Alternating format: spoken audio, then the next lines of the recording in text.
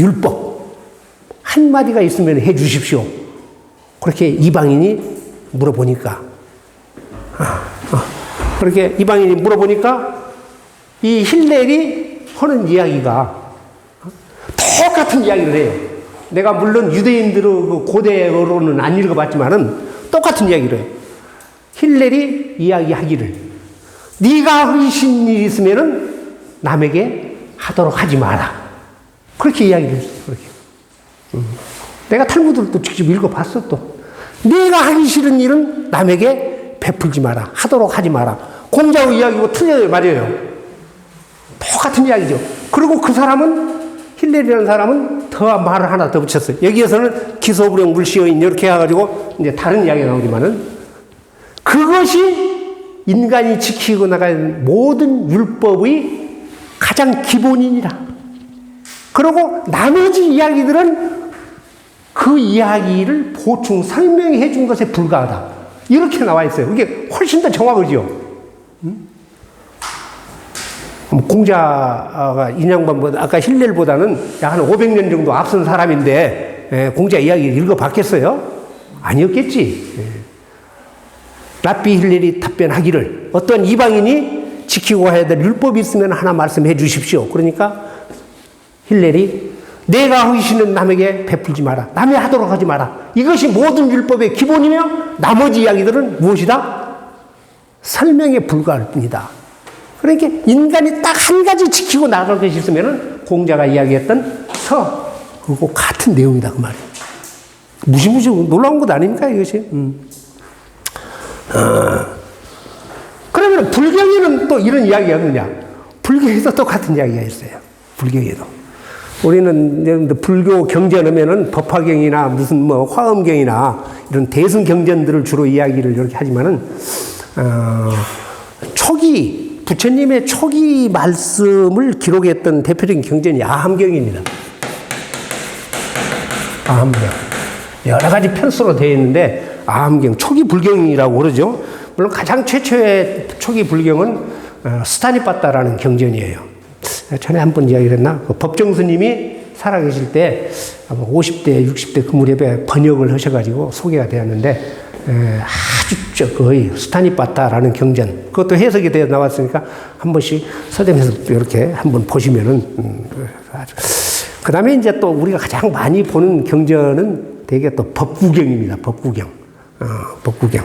기원전을 해서 법구라는 사람이 부처님의 말씀을 쭉 이렇게 모아놨던 뭐 여러분들 잠문 이루는 자에게 밤은 길어라 지친 나그네에게는 코앞길도 멀어라 그런 이야기들 있죠. 전부 다 법구경서에 나온 이야기들이에요.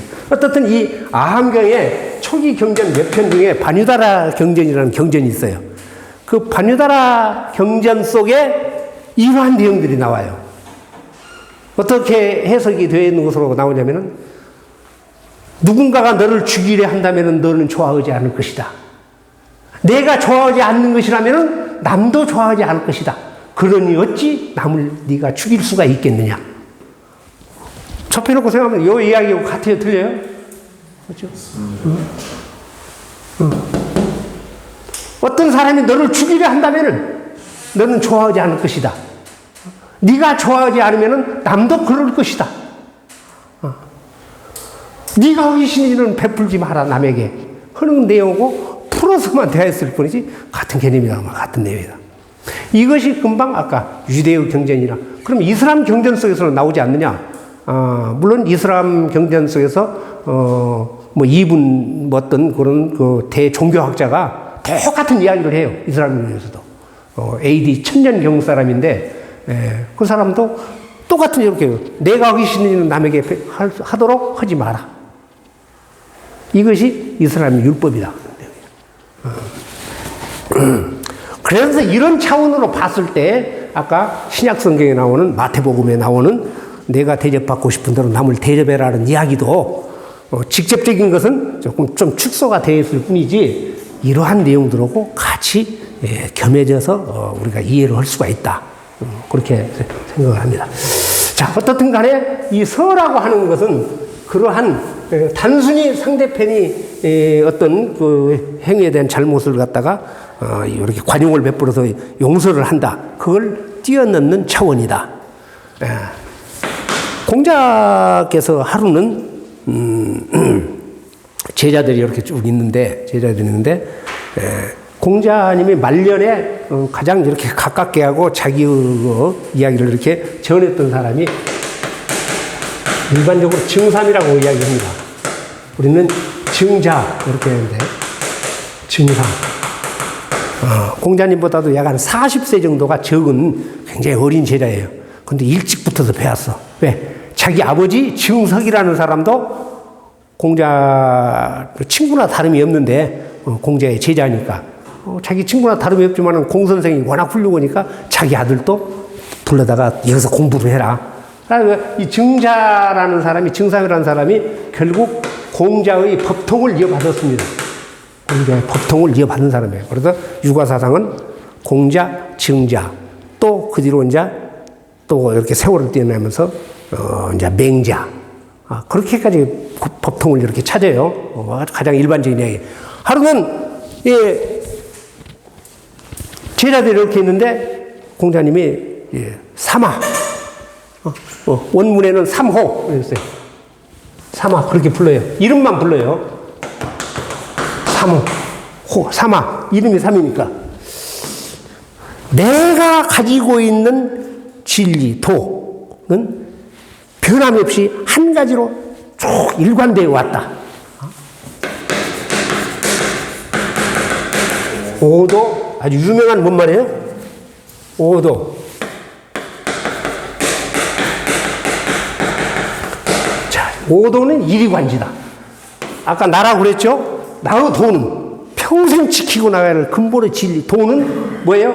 일, 이, 관. 그러니까 뚫을 관자예요. 하나로 뚫었다. 일이 왔다 갔다 아니야. 이건 말았다, 저건 말았다가 아니고 한 가지다 말이야, 한 가지. 우리가 뭐 그래요? 쭉 자기 주관을 이랬다 저랬다 않고 이야기한 사람은 그 사람, 그 사람 참 못되었다고? 일관되게 이야기한다. 그러지 이야기하죠? 그 사람 이야기는 일관돼. 예? 일관되지 않고 이랬다 저랬다 않는다 그 말이에요. 일관이라는 말이 일관되게 이야기를 한다고 것이 하나로 뚫었다는 이야기예요. 여기 논어에서 나온 이야기입니다. 이게 처음으로. 내가 행하는 도라고 하는 것은 일관되게 한 가지다. 그렇게 이야기하고 공자께서 무엇이냐? 그렇게 안 보고 나가고로서 그냥 나가셨어요. 그렇게 증삼을 여러 제자들이 있는데 삼아 나의 도는 한 가지로 뚫었다. 한 가지로 일관되게 지금까지 지켜왔다. 그러고 나가니까 제자들이 증삼한테 물어봐요. 그것이 무엇이요? 그러니까 아마 이제 삼을 불러서 물어봤으니까 증삼이 아마 틀림없이 안 것 같이 고개를 끄덕거렸거나 웃었겠지요. 저 석가모니 부처님이 연꽃 하나만 들고 있을 때 누가 답변을 했어요? 가섭이라는 가섭 존자가 답변을 했습니까? 안 했습니까? 빙그레 웃었죠. 그렇게 옛날 양반들은 서로 약속 안 했어도 물어봐가지고 제자들이 빙그레 웃으면 네가 알고 있구나 그랬던 모양이죠. 근데 사실 지금도 뭐 그러죠. 선생이 질문해서 알면은 답을 알고 있으면은 여유 있게 딱 앉아 있는데 모르면은 괜히 시킬까 보다서 한쪽 쳐다보고 뭐 그렇죠. 어떻든 간에 이렇게 물어보니까 제자들이 무엇이냐고 이렇게 하위 어떤 것이냐 이렇게 물어보니까 부자지도는 자 공부자지요. 공자의 도는 뭐라고 그랬어요? 공자의 도는 자 충서다.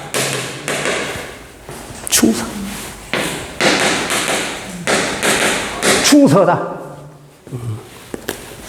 옛날에는 여기에서 이걸 충서를 충성스러움, 서다 이렇게 나눠서 이렇게 많이 봐왔습니다. 저도 어렸을 때 공부를 할 때는 이렇게 생각을 했고, 근데 지금은 이 충이라고 하는 것이 바로 서를 꾸며주는 형용사 역할을 한다. 이렇게 보는 것이 타당하고 저도 그렇게 생각을 해요. 그래서 다른 데서 그렇게 이야기를 합니다. 서다. 그런데 이 충이 뭐야?